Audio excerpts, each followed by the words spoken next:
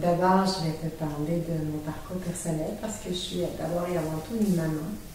C'est ce qui est le plus important pour moi. Ce sont mes 7 enfants. J'ai 4 filles et 3 garçons. Wow. Et puis, j'ai aussi 9 petits-enfants à l'heure actuelle que j'ai accompagnés à leur naissance. Les 9 avec grande fierté.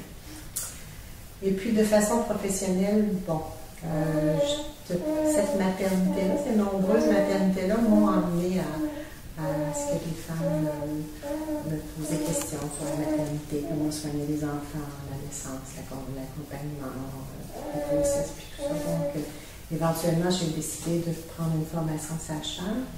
Alors, j'ai travaillé comme sage-femme avec l'Alliance des sages-femmes praticiennes jusqu'au moment de la légalisation de la pratique en 1999.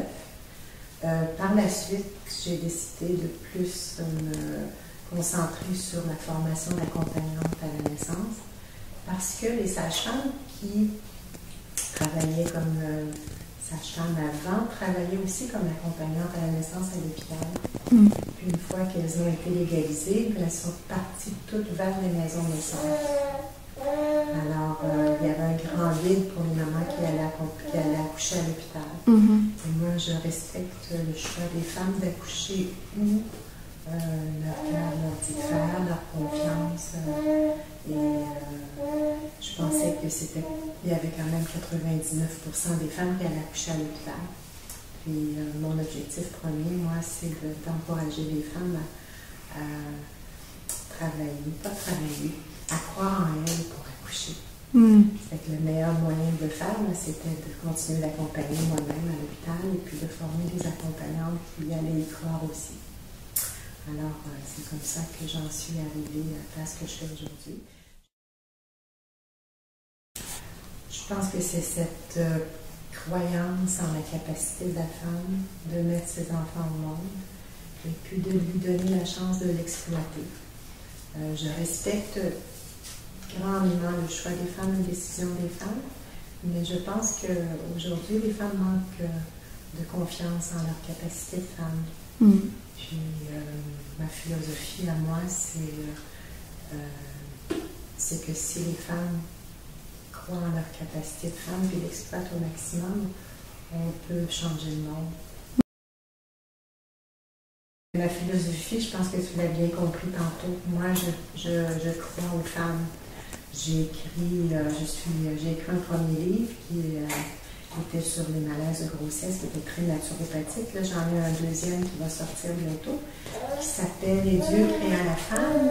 Mais dans ce livre-là, j'explique toute cette philosophie-là, où moi, je crois que la femme est le centre qu'elle est le centre du monde.